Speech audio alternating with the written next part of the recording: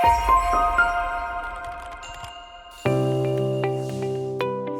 you know what is a phrasal verb?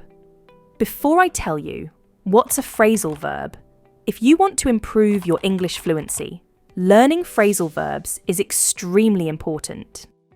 People who speak fluent English know and use at least 1,500 to 2,000 phrasal verbs in English.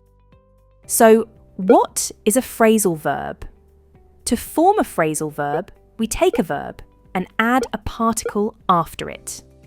A particle could be a preposition or an adverb. When you combine a verb with a particle, the individual words lose their original meaning.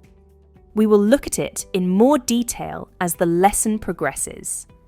I am Sarah, your English teacher, and today we will look at 8 quite unusual phrasal verbs that are commonly used in English conversations. So, are you ready? Come on, let's get started. The first one is to size up. Size up. Now, size means the shape of something, right? It could be big or small, and the preposition up means something above you.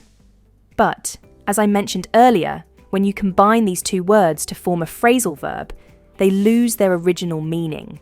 To size up means to evaluate something, to check something for its quality, strength, weakness, and its usability. In short, to analyze something carefully. Did you? See, the meaning is totally different, isn't it? Let's take a look at some examples. Before making a decision, you better size up the pros and cons of starting a business.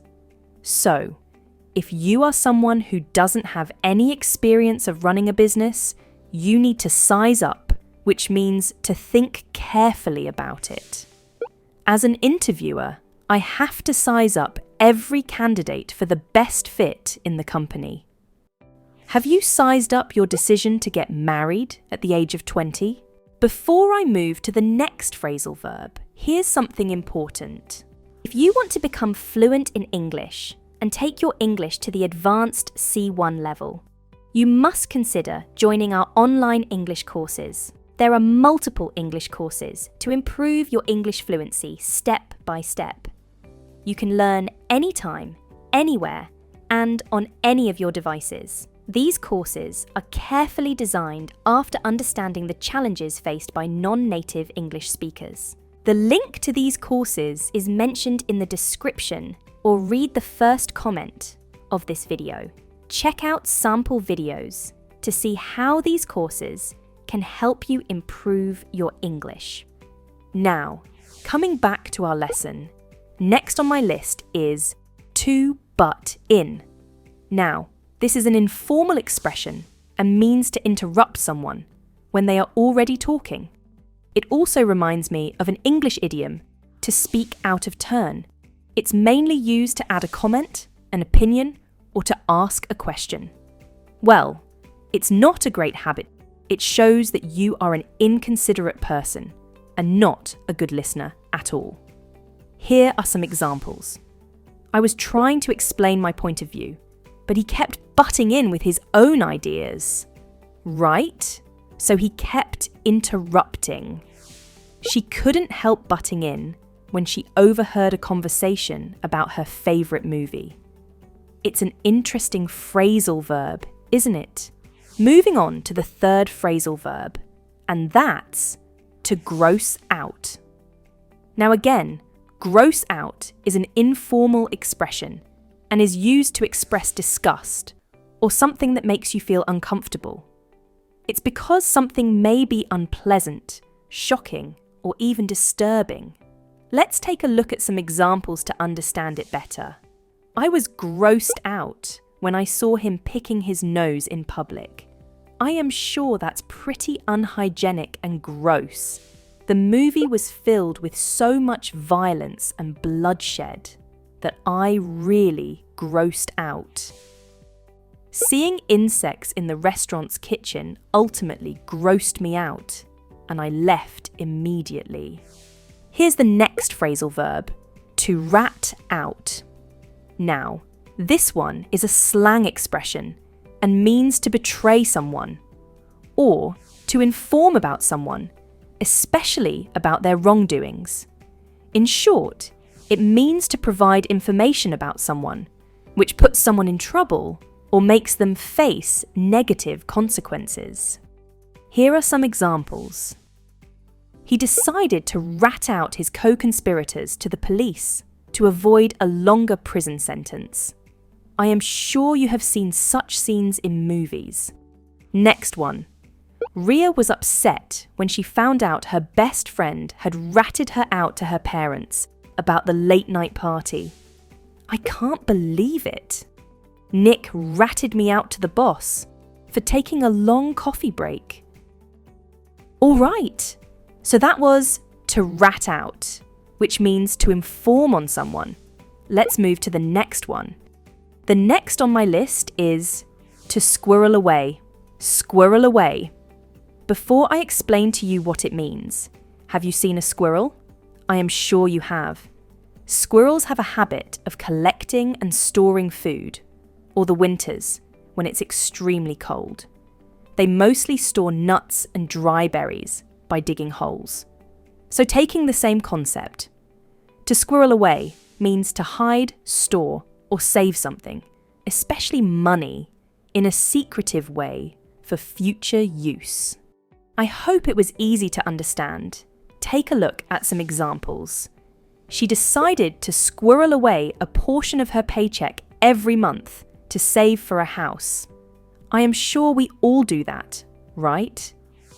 Instead of spending all his earnings, he chose to squirrel away some funds for a rainy day. Now, rainy day, in this context, means bad day or tough times. They were able to squirrel away emergency supplies in their basement for any unforeseen disasters. I hope you got it. Let's move on to the next phrasal verb, to dig in. Now, dig in has several meanings, but some of the common meanings are to informally say, let's start eating, especially when you are hungry. The second meaning is to start working on a task. And the third meaning is to settle down or get comfortable, especially when you move into a new place or a city. Let's see how we can use dig in with all three meanings. I can't wait any longer. The pizza smells delicious. Come on, let's dig in. So, here it means to start eating the pizza. After the project meeting, the team was all set to dig in and get the project rolling. Here it means to start working on a new project. After moving to London, it took some time for Ryan to dig in and feel comfortable.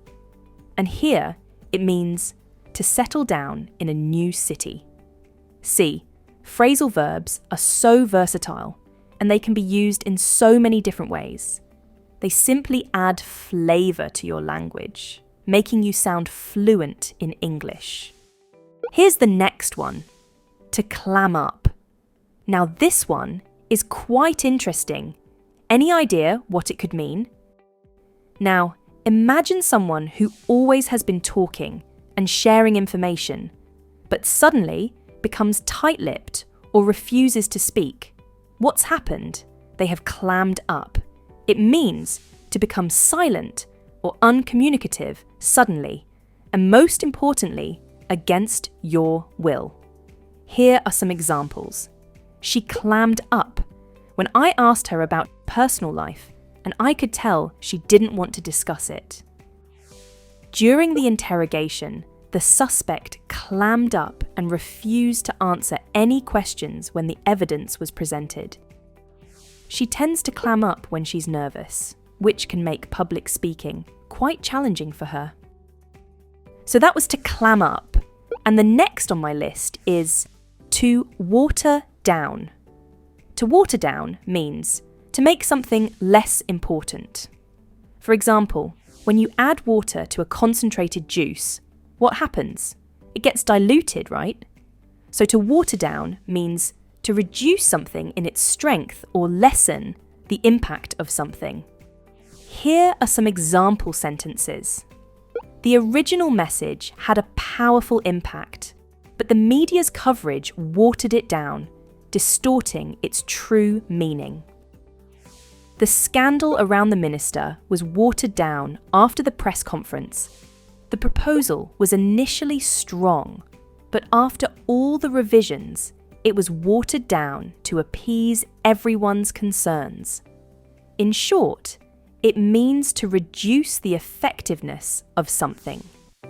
So those were 8 unusual phrasal verbs you could use in your conversations to sound eloquent and fluent in English. I hope you will squirrel away some of them in your vocabulary bank. Keep learning and keep practicing English so that you don't water down what you have learned today. See, I have just used 2 phrasal verbs we learned today. I will see you soon with another English lesson. Until then, take care and bye for now.